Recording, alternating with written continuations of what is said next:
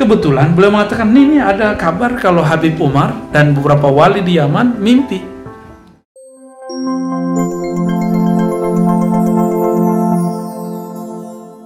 Dalam hal ini ada yang bertanya perihal kajian saya malam minggu kemarin, malam Ahad kemarin di Al-Badar ya.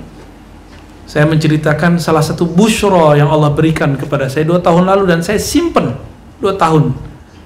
Tapi ternyata guru saya mengatakan, ceritakan itu dalam majelismu. 2 tahun saya tahan itu. Setelah beliau mengatakan, ceritakan, baru saya ceritakan. Kebetulan beliau mengatakan, ini ada kabar kalau Habib Umar dan beberapa wali di Yaman mimpi. Karena menyampaikan orang soleh, saya kira benar. Ya, maka tanpa itu pun saya nggak ada urusan. Itu cuma syawahid dalam ilmu dalil. Saya hanya menceritakan mimpi saya. Kebetulan kalau emang sama dengan mimpi Habib Umar, alhamdulillah. Jika tidak, saya minta maaf sudah menyebut nama beliau. Ya. Kemudian ada yang mengatakan, oh itu bukan uslub. Oh berarti ini masih akal-akalan antum. Bukan uslub Habib Umar, masih akal-akalan antum. Coba tanya sendirilah. Ya. Benar nggak? Saya kan dapat kabar. Kita dapat kabar. Ya, saya waktu itu karena masih asik dengan ahwal rohani itu, melupakan kaidah ilmu hadis yang selama ini saya terapkan. Yang mencurigai semua berita. Ya, karena yang menyampaikan orang soleh, saya percaya aja. Saya sampaikan. Tapi teman-teman, jika seandainya mimpi itu tidak benar, tapi pesan Habib Umar itu benar, untuk membaca Al-Kahf ya. Tadi pun sebelum kesini saya putar lagi YouTube-nya, bahwa Habib Umar benar-benar berpesan untuk membaca 10 ayat awal dan akhir. Ada 3 riwayat, awal, akhir, dan 3 awal pertama. Tapi guru kita punya yang ketiga. Sir surat Al-Kahfi ada di ayat terakhir. Ya. Apa ayat terakhirnya? Ya.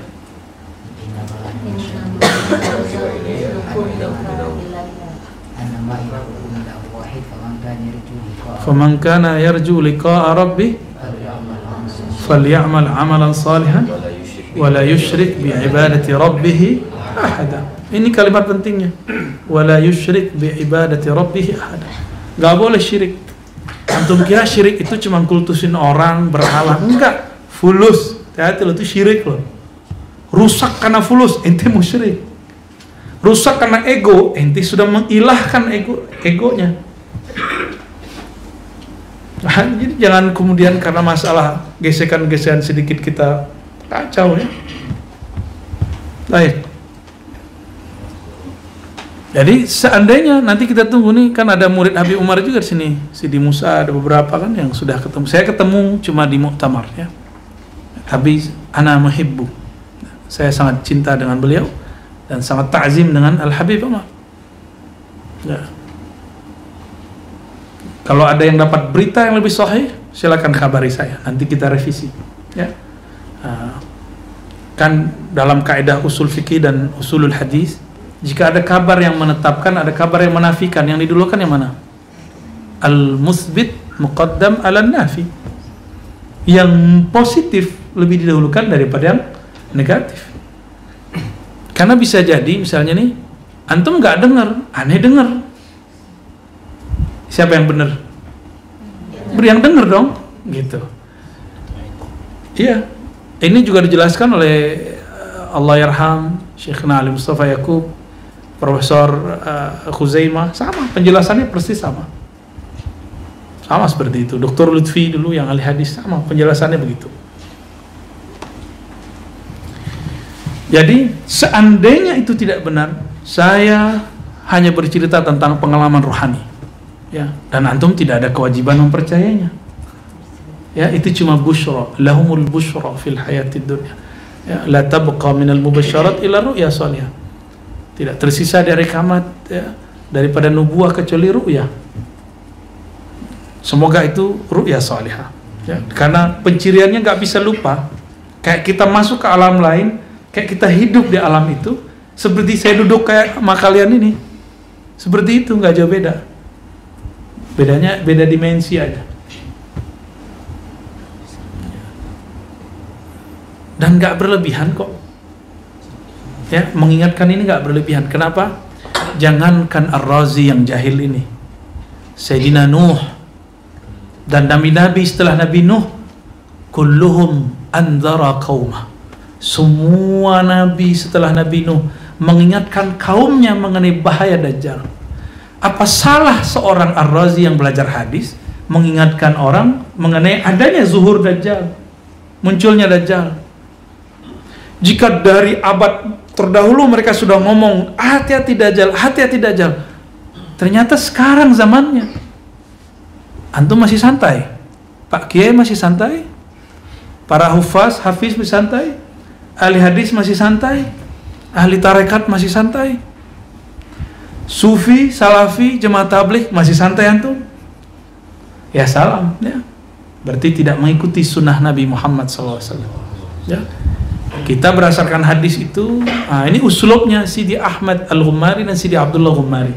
Beliau ketika menulis kitab, dalil Quran Sunnah, lalu kemudian mubasyarat.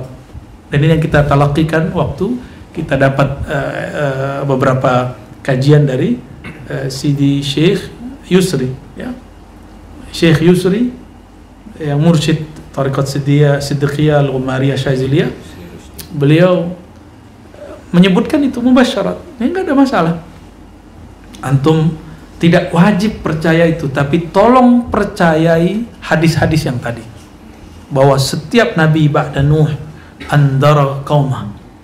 Maka Nabi mengatakan, aku undirukumu, aku mengingatkan kalian bahaya Dajjal. Gitu. Berarti untuk zaman kita toh, zaman kita nggak masih mau santai? Santai dalam ngaji boleh, tapi kemudian belum, masih lama, ya salam, suka-suka antum lah ya. Udah begini zaman, udah keluar pandemi udah nggak diangkat-angkat loh. Biasanya kalau ada virus tahun 2 tahun hilang, ini nggak diangkat-angkat loh sampai sekarang. Masih kurang masih kurang buktinya. Sudah banyak belum yang ngaku Mahdi? Yang datang ke saya sudah banyak, ya. Yang datang ke saya sudah banyak. Terus tiba-tiba ada yang macam-macam, ya. Al-Mahdi baru akan ma'ilan dirinya, Al-Mahdi nanti setelah Islam. Ya itu urusan dia, bukan urusan kita. Emang ente lo tahu, ya. Kalau saya analognya semuanya ke Nabi. Nabi sebelum beliau hijrah sudah mengiklankan, memproklamirkan dirinya secara diam-diam. Maka ada yang baiat, ada baiat Abu Bakar, ada Umar, ada Utsman, ada Ali, itu baiat semua ke Nabi pribadi. Lalu ada baiat Aqabah Ula, ada Aqabah Tsani, itu baiat semua. Baiat semua itu sebelum terjadi, sebelum islah